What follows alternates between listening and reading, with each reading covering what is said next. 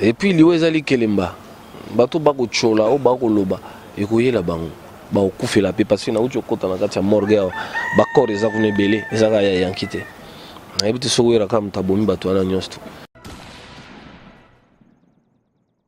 bogocha wera microbe etilende ya loba lote Sankara bafingi ka okufa ka mingi te boyoki alobi.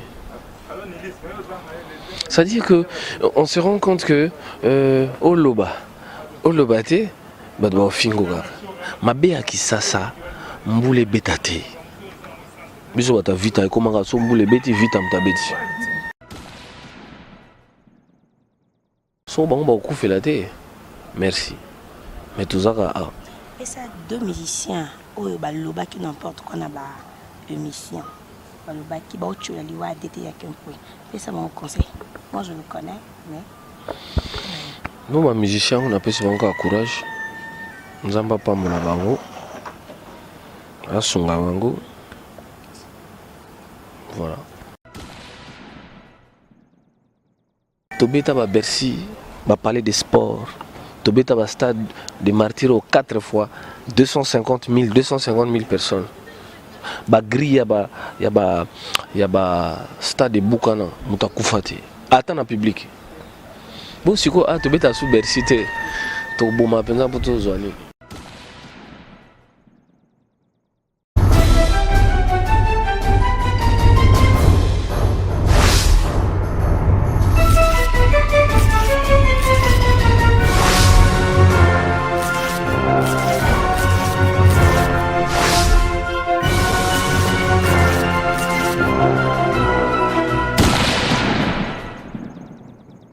Bonjour madame.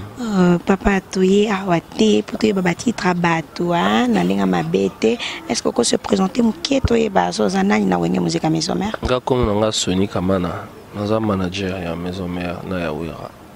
Merci beaucoup. Comment ça a été à Boka qui annonce liwa ya dite ya Kempoy? Ouais lokola kake nga na uta Wera na scène aza beta na zongi na nga na ba 1h du matin.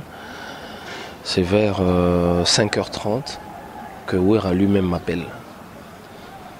Il était en larmes, en train de crier. Nga na boule nga sali accident ou quoi. Azo ko lobata zo lela Sony. Ah nini. Et puis il me dira que Yanki a koufi. Ouf. Non, il y a Ebisio, non, Mampata Mtabengi. Bon. Ça dit, c'est déjà Mampata a géré dans l'info pendant le moyen préparé Pewera parce qu'elles allaient sur scène.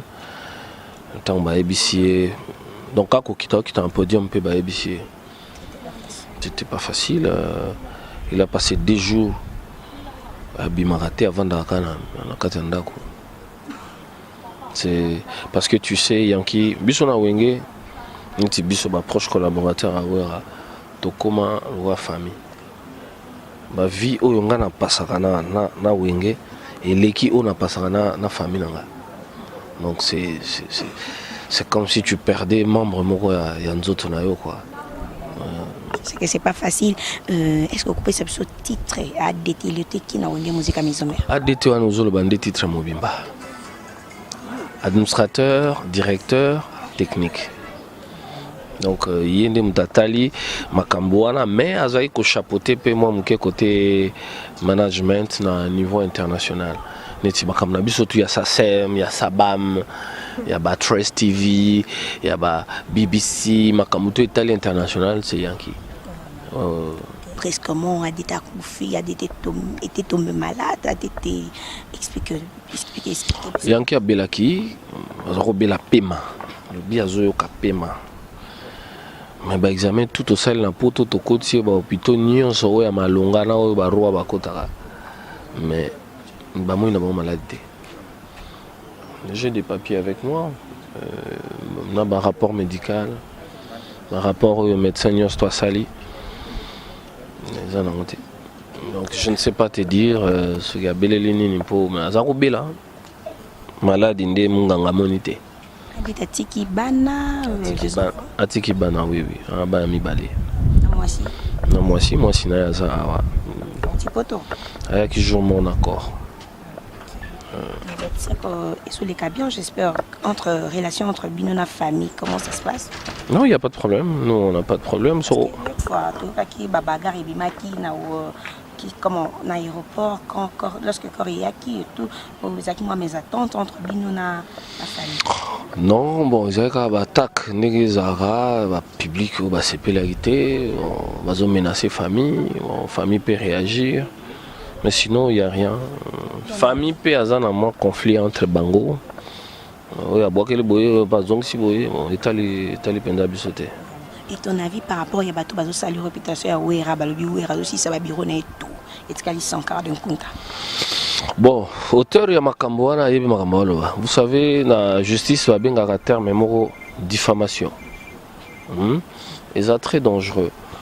Moto a lobby que etikali Sankara, bon, peut-être yenda yebi programme en boma bato voilà. Non, préféré botu na ye, bon, nengi yo lobby que etikali Sankara. C'est que yonde mutu zo programmé.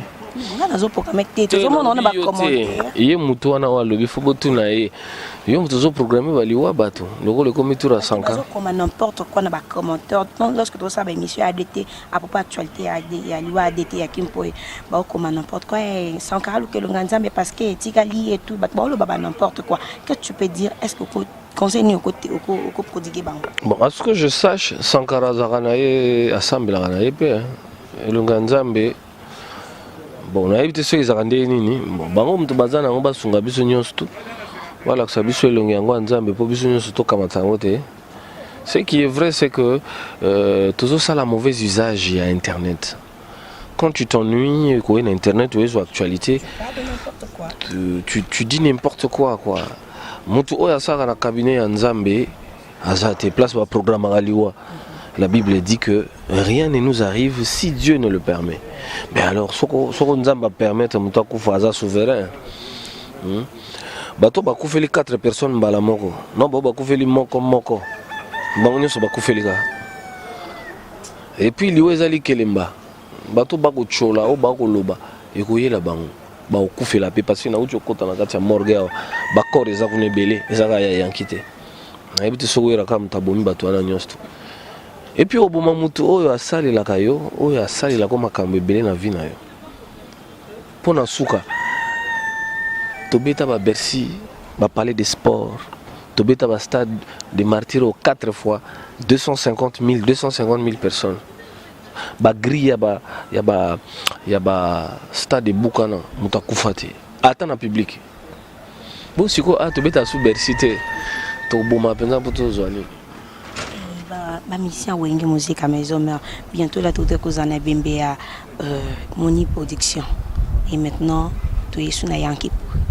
Comment ça fait ba mission bazan ndengeni parce que jusque là ba mission wenge balinité toi attendre mon micro bazo kokate je sais pas ils sont émotionnés ou comment. Au-delà de cela to pexi bango ba loba ngaku na loba kaka po eza mwangai beaucoup cha wera micro bo tilendia loba lote Sankara ba fingi ka kufa ka mingi te boyo lobi. C'est-à-dire que on se rend compte que Oloba te ba do fingo ka mabe ya kisasa mbule betate biso bata vita ekomaka so mbule beti vita mtabeti soko mo ebi makazi babi ange moko aza kuna donc toyebi na ba ange basaka moi. Ben voilà, c'est ça le pays. Même beaucoup ils ont koya trop bas. Tout kola mo muke na mentalité mundela osala mukolo internet. Ils ont fait bon usage.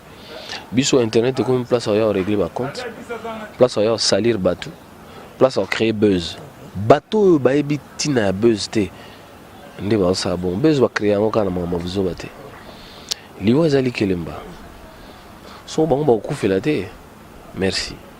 Mais tout ça et ça deux musiciens oyo baloba qui n'importe quoi na ba émission. Baloba qui ba ochola liwa dete ya kempo. Et ça mon conseil. Moi je le connais mais nous ma musicien on appelle ça encore courage. Nzamba pa mona bango. Asunga bango. Voilà. Merci beaucoup. Merci de attendre un micro puis au Pézibiso parole. Merci beaucoup. OK.